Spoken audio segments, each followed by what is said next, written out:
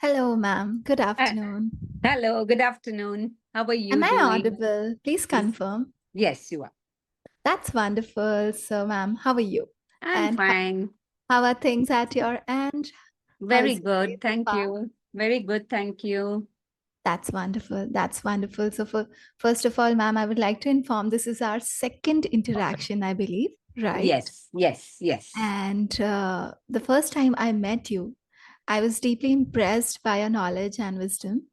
And that day itself I planned, okay, I will be getting an opportunity to learn from you through this platform, and I really want you to share your knowledge with all of our learners through this platform as well. So today is that one great day where I would Definitely. love to interact with you and learn from you and spread your knowledge. Definitely, Vinita. There's no problem about that. And it's a wonderful experience for me too to share my experiences and knowledge regarding today's session about what is the best way to learn English and speak English, right? The best top advice I could give to the English learners Before we is move forward, ma'am, I would like to clearly mention, like, clarify what exactly are we going to discuss in today's session so that our learners can get good clarity. yes, uh, So, yes, yes. for today's session, the topic that we are going to dive deep into is top three pieces of advice from Rajeshwari ma'am, as she holds deep knowledge and wisdom and great experience. So, it would be a pleasure to hear from her. And if time permits, I would love to share from my end as well. So, this is going to be our today's discussion. Thank you so much, Vinita. Yes, as an experienced person, the top three advice I would give to your English speaking learners is that never fear to make mistakes. Usually, there is a lot of hesitance when we are trying to learn a new language. But every mistake you make is a step towards progress. Never feel diffident. Oh, people will laugh at me. Or there will be someone who will be judging me. Don't let that fear stop you from progressing. That is a very important point, which I would tell all my learners that never fear making mistakes. The second important step that we as English learners have to keep in mind is we need to not translate from our regional language. There is always a tendency to translate because regional languages, everyone is very strong in it. And there is a tendency to think in that language and also translate. But very often, what happens is when you literally translate from regional language, the whole meaning may change. And that makes it very awkward and sometimes even embarrassing. Therefore, to be cautious, never try to translate, but learn new words. And instead of just memorizing the words, try to use them in a sentence. For example, instead of trip, we use a better word journey in English. So, how would you use that word journey? I had a wonderful journey today by train. So, you have learned a new word and you've also learned to use it in a sentence. So every new word you learn or you hear, try to use it in a sentence. That would definitely help you make progress in the language you are trying to learn. Always try to use daily use sentences which are very important in our daily life. For example, you think in your native language or mother tongue about, oh, I have to cook rice, but say it in English. Yes, now I will cook rice. Next, I will cut vegetables.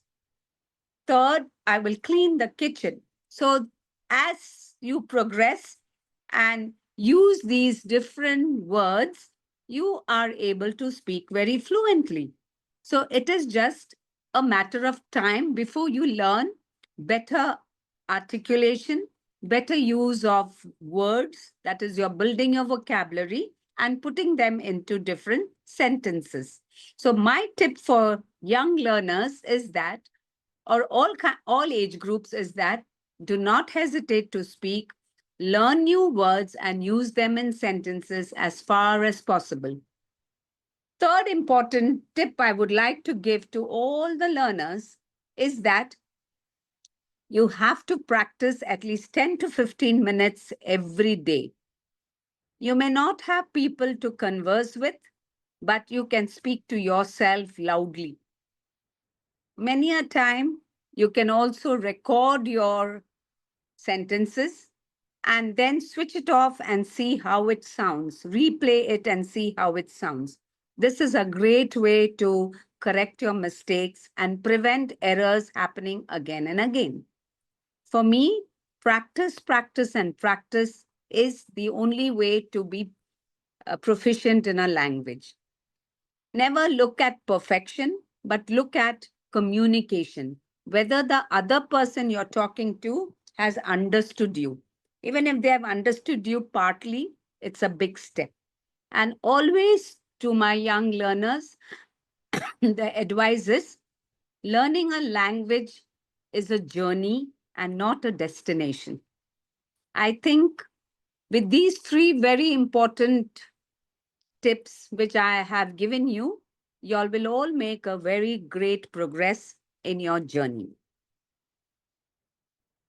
Amazing. And it's quite relatable, ma'am. What you shared is something that's practical and absolutely relevant, much needed if you are someone, be it a beginner's level, at a beginner's level, or maybe intermediate or advanced level. Practice is something that keeps you going, right? And True. that builds a strong foundation, that lays a strong foundation. So Yes, without practice, there is no other way, right? So as you mentioned it really well, these three steps are much needed. absolutely. And there Yeah. is nothing to be afraid of being judged and if being evaluated by anybody. You are learning something new, they're always prone to make mistakes. Nobody is born as an English speaker. We are all native speakers. We have learned the language. So there's absolutely no fear required when you're making mistakes. And if you want to be proficient, you have to listen to podcasts, you have to learn to listen to English news, listen very attentively, listen and listen and listen so that new words come to your that you hear new words, you're able to articulate it better, you're able to understand the pronunciation, because when we speak, pronunciation is absolutely important. Apart from grammar and framing your sentence structurally perfectly, it is important that you also articulate it well. So every learner should learn these few steps, and I'm sure they will succeed. Agree. I second you, ma'am. And other than that, there is one question. Like, what we commonly come across is that, ma'am, I am able to speak well. I can speak in front of people, my friends, my colleagues. But as soon as I find someone who is either superior or maybe more fluent than me, there it is like I collapse, right? That means as soon as I find someone who is more fluent, who is more confident, my confidence shatters. What should I do at that point? Like, this is one common question we come across. And this is one thing, it happens with us as well, right? When we speak with someone who speaks either so fast, for me, it happens like if someone speaks really, really fast, it's sometimes, I'm saying sometimes, seldom, it's difficult for me to cope up since I am a speaker who has got a slower pace. So, in that case, how we can balance ourselves, because it is more about our mindset, right? Right. And yes, so how Yes. we can balance our emotions and speech at that time. Yes. See, Whenever you speak in public or in any kind of a forum or audience or as a tutor or any such platform, uh, a little bit of what you call nervousness is good, because it's not good to be so casual, and sometimes overconfidence can also spoil things. So a little bit of fear, a little bit of consciousness is important, so that you will prepare yourself well. You will never go unprepared, because as you said, there's always a fear that somebody is better than you, they will judge you, and you may retract back. So those fears are always there. Even after 30 years, I might find someone who speaks much better than me and who has an advanced vocabulary. Then what do I do? Positive affirmations is where the uh, you know, it helps. Keep telling yourself, I will and I can. There's nothing which I can't do. I may make a small mistake, I may falter, but it's fine. I will overcome it. So, and think of, how you are facing the audience, the still silence when you're entering the stage and the platform. You visualize the whole image for a half of a second or a few seconds. Think of the applause you will get at the end of it. All those are very positive affirmations which help you go a long way. So these are small steps, but they do definitely help. Then, of course, breathing exercises. When there is little bit of fear that is coming up and there are butterflies in your stomach, just inhale and exhale to a count of three. That's it. And you calm yourself and then you start. So these are some which work wonders. And I'm Amazing. and I'm sure if you just follow it, you will realize that for you to it will work for you. It may be one out of 10 times it may not work, but 9 times I'm sure it will work. Of So course. so there is no need to have any kind of fear. Nobody is born a public speaker. Everybody learns and everybody perfects themselves. The more you speak in front of an audience, the better you are. So, Absolutely. so that will definitely help you. I hope my tips have helped you and will help you in the long run. Of course, of course. And ma'am, here I would like to add a personal touch to it. So I have this question from you. I want you to tell me, like, does that happen? Like, are you in that scenario at present, any time when you come across someone who is either better? Because there is always a scope, right? We are not perfect. There is always someone whom you will find better. So does that happen with you at this level and at this stage after 30 years of experience? Not really, because I'm not in any active public speaking forums right now, except tutoring and my own, freelance as a freelancer. I do my own thing. So that kind of competition I don't face. But I'm sure somebody like Shashi Tharoor who comes and uses bombastic words, I may not know all of them, and that may put me off a bit. Absolutely. Like I Yes, because many of the words we don't even know. absolutely.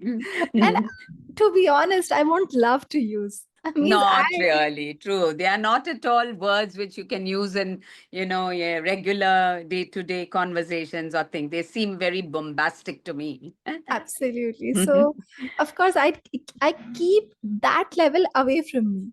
Means I would love to improve my grammar, vocabulary, my intonation, my presentation, expression, body language. I would love to work on all of these aspects, but when it comes to speaking like that, I don't even think of it. Yes, That's yes. not in my mind as well. You Correct, correct. But when you are, if you face someone who's better than you, I could only think of Shashi Tharoor and his vocabulary.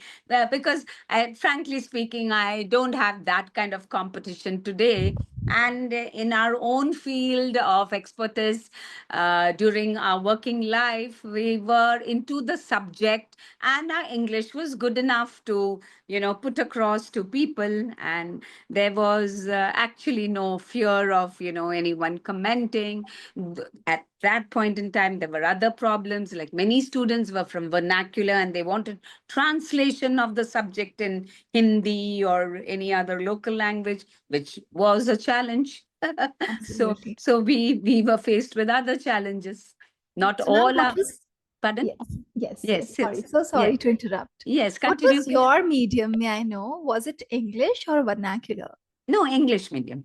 English medium. Okay, English so you are medium. blessed with that Mhm. English medium atmosphere, right? Yes, yes, yes. That All environment the was time. there. All the time from childhood. So Wow. only at some point in time, the students we admitted in the college were from vernacular medium, though they were excellent in their performance. They got 90%, but they were not very fluent in English. But you can't teach a subject in English, in any other vernacular language. Like the translation was something not possible for me. Okay. Mhm. Mhm. All right. So, ma'am, here you have shared wonderful insights and wonderful pieces of advice today. But there is one thing that I would like to add here. Sure. And yes, I just believe you will be able to relate to it. So, what happened is, since I am also into training and teaching, so we get students from diverse backgrounds, right? Some of them are beginners, but commonly we get learners at intermediate level, and sometimes they are absolutely fluent, right? So what I have been noticing is, ma'am, on day to day basis there are several things to correct, like vocabulary, grammar, intonation, voice modulation, everything. One thing that really requires intense constant effort, and that still there is always still some kind of lacking in one thing, one error, is the pronunciation errors of students. So even the fluent speakers, I can really count on my fingertips. I have clear vivid memory of my learners. They are fluent speakers, eloquent, they come up with, they give excellent presentations, and they are fluent at it. But one mistake is the pronunciation error that is taking really long for them to correct, and sometimes it is not even corrected. So Yes. why? Because they are influenced by that mother tongue influence, and maybe because of their dialect or maybe because of their regional languages, they adapt that touch, maybe the searcher errors you might have noticed, and it takes like a whole lifetime, or their whole entire journey is spent just correcting those errors. So my piece of advice, if I was ever given, if I were ever given chance to give that advice, my advice would be start working on your pronunciation as soon as you come to realize that I am going wrong, right? And start, don't wait for someone to come and point it out. As soon as you realize, start correcting it, because these days people are able to realize, okay, I have got an environment, maybe my family members, my other friends speak in a manner where they are making a lot of pronunciation errors, and mother tongue influence is strong. Please refrain from it and start working on your pronunciation errors, start correcting your mother tongue influence. So this is something which is, which should be a prime focus other than vocabulary and grammar. This is something I feel is quite important, and most important, I believe. Yes, because finally the way you articulate and the way you communicate is very, very important, and that regional touch which comes in many people doesn't really sound good. And the earlier they rectify it, as you put it very rightly, that it is better. So they have to understand, while picking up words and vocabulary and building the language, they should also correct the pronunciation without fail. Because however well you speak at the end, by framing your sentences better, not making grammatical mistakes, that regional touch will spoil everything. It is the spoiler, actually, Yes, it will spoil right? everything. And such people cannot aim to be what are called, public speakers and things like that. They may do very well in their career, their jobs. They may not be There judged. is this constant trepidation, right? And so they are not confident enough to go and address people at large, Right. even if they speak fluently. but there is always that guilt that pulls them back, that okay, I may sound little bit desi, so that Hmm. desi touch comes, Yeah. and And that it is happens with many of the regional languages, the southern languages, the eastern languages to a large extent. And totally somehow you have to try to overcome it. As you rightly put it, the earlier you do it, the better. better, absolutely. Mm. And ma'am, so of course, you have shared some wonderful tips and tricks. I always admire whenever we come across and whenever we have this session. It was second time, and I would love to see you quite often, as you say. And yeah, before we wrap the session up, I really want to compliment and appreciate the kind of haircut you have. I think Oh, it's thank you so different from the much. one I saw in the first session. Probably it had grown and had not gone to the hairstylist. Yes, could be. But Uh, it's wonderful. It yeah, suits thank you. you. And the Thank. earrings, the danglers, Yeah, they thank you suit so you. much. Thank you so Wonderful. much. I really appreciate this look of yours. And even I used to have similar haircut, but with It's very manageable and easy. So I yes, prefer to have it short. yes, it suits you really. Yeah, thank you so much. Compliments your personality, like that Yeah. trainer look. Thank you so much. Hmm. And really appreciate your presence, ma'am. I'm deeply grateful. And Thank you. I Thank hope to you. see you really Sure. soon with another set of tips and tricks and maybe some good discussion that can really help our learners at large. Yes, and it would always be better if you share your topics earlier, and that gives you, enough time to maybe review or go through what exactly and specifically you'll require. So, Absolutely. yeah. So, thank you so much. It was a Thank you so lovely, much. engaging session with you too, and As always, with you. and hope we meet again. Definitely. Thank you Yeah. so much for your Thank presence, ma'am. you. Have Thank a you. great Thank day. you. Thanks a lot.